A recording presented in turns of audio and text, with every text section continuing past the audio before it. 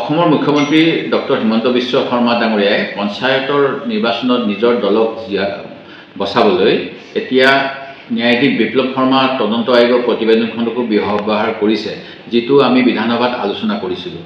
এজন ব্যক্তি doctor Mrigen Saikia, যিজনক CBI আদালত আৰু গুৱাহাটী উচ্চ ন্যায়ালয়ে ৰাজসাক্ষী হোৱাৰ বাবে যোগ্য বুলি বিবেচনা নকৰিলে, যাৰ ভাষ্য এই গোচৰত হাইকোৰ্টে ল'বলৈ অস্বীকাৰ কৰিলে, সেই ব্যক্তিজনৰ কথাখিনি বিপ্লৱ শৰ্মা আয়োগত যেনেধৰণে উপস্থাপন কৰিছিলে, সেই কথাখিনিক লৈয়ে আমাৰ মুখ্যমন্ত্ৰী ডাঙৰীয়াই অসমৰ জীয়ৰী বোৱাৰী মাতৃ সমাজক কলংকিত কৰিবলৈ ব্যৱহাৰ কৰিছে, যিটো অতি দুৰ্ভাগ্যজনক। যিখন চৰকাৰে মহিলা সবলীকৰণ কৰিম বুলি বিভিন্ন আঁচনিৰ কথা ঘোষণা কৰে, যিখন চৰকাৰে মহিলাসকলক আমি শক্তিশালী কৰিম বুলি 56 ইঞ্চি বুকুৰে কৈ ঘূৰি ফুৰে, সেই চৰকাৰখনে ভোটৰ বাবে মহিলাসকলক মৰ্যাদাত হাত দিবলৈও আজি কুণ্ঠাবোধ নকৰিলে।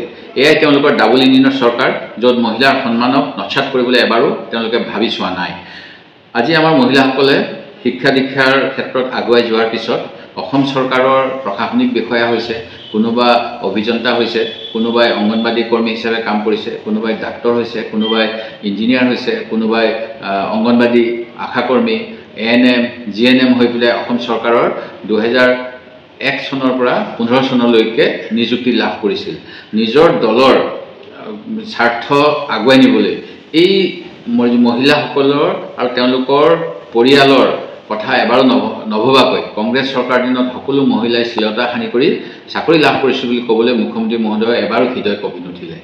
আজি তেওঁলোকে নিজৰ দলটোৱে যে মহিলাসকলক সদায় তলত ৰাখিব বিচাৰে আৰু এই কথাটোৱে প্ৰমাণ কৰিছে। তেওঁৰ কথাৰে তেওঁৰ মনৰ আৰু তেওঁৰ দলৰ ৰক্ষণশীলতাৰ পৰিচয় দিলে। মই হিমন্ত বিশ্ব শৰ্মা ডাঙৰীয়াক অনুৰোধ জনাইছোঁ আৰু দাবী জনাইছোঁ যেন তেখেতে ৰাজনীতি কৰক, কিন্তু অসমীয়া মহিলাৰ আত্ম অভিমানক আক্ৰমণ নকৰিব।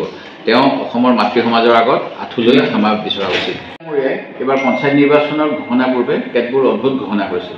তেখেতে এবাৰ কৈছিল যে সমাজৰ যিসকল অভিজ্ঞতা সম্পন্ন ব্যক্তি, অৰ্থাৎ অৱসৰপ্ৰাপ্ত বিষয়া, অৱসৰপ্ৰাপ্ত শিক্ষক, তেখেতসকলে নিৰ্বাচন খেলিব লাগে। ইয়াৰ অৰ্থ কিজানি এইটোৱে আছিল যে তেওঁ কিজানি কেতিয়াবা কৈ দিব আমি পেঞ্চন বন্ধ কৰি দিম, আৰু কেতিয়াবা ক'ব আমি চৰকাৰী সা সুবিধা বন্ধ কৰি দিম, সেয়ে তেওঁৰ দলৰ হৈয়ে যাতে চৰকাৰী পেঞ্চনভোগীসকলে নিৰ্বাচন খেলিবলৈ আগবাঢ়ি আহে। কিন্তু আমি দেখা পাইছোঁ যে বৰ্তমান সময়ত কংগ্ৰেছক তেওঁ কংগ্ৰেছ শূন্য বুলি ক'ব বিচাৰে অসমত, ভাৰতত বিৰোধী নাইকিয়া কৰি দিম বুলি কয়। তাৰ পিছতো কিন্তু উঠি অহা প্ৰজন্মই আমাৰ দলক সমৰ্থন কৰিবলৈ আগবাঢ়ি আহিছে আৰু বহুত যুৱক যুৱতীয়ে এইবাৰ পঞ্চায়তৰ বিভিন্ন সদস্য, আঞ্চলিক সদস্য অথবা জিলা পৰিষদৰ সদস্য পদৰ বাবে প্ৰাৰ্থিত্ব আগবাঢ়িছে। মোৰ সমষ্টিত যিটো ন্যূনতম অৰ্হতা লাগে ক্লাছ 10লৈকে পঢ়া, তাৰ মাত্ৰ 40 জনৰহে ন্যূনতম অৰ্হতা সম্পন্নই এইবাৰ পঞ্চায়তত অৱতীৰ্ণ হৈছে। হাইস্কুল চাৰ্টিফিকেট উত্তীৰ্ণ 103 জন প্ৰাৰ্থীয়ে বিভিন্ন পদৰ বাবে প্ৰাৰ্থিত্ব আগবঢ়াইছে। হায়াৰ ছেকেণ্ডেৰী পাছ 77 জনে আগবঢ়াইছে আৰু BA BSc পাছ 20 জন ব্যক্তিয়ে এইবাৰ আমাৰ হৈ নিৰ্বাচনত অৱতীৰ্ণ হৈছে। MA পাছ 2 জন আছে আৰু ইঞ্জিনিয়াৰিং ডিপ্ল'মা পাছ এজনেও আমাৰ হৈ প্ৰতিনিধিত্ব কৰিছে। ই আমাৰ বাবে ভাল খবৰ যে কংগ্ৰেছ দলৰ প্ৰতি উঠি অহা প্ৰজন্ম আকৰ্ষিত হৈছে আৰু এনেকৈয়ে আমি গণতন্ত্ৰ শক্তিশালী কৰিবলৈ আগবাঢ়ি যাব লাগিব।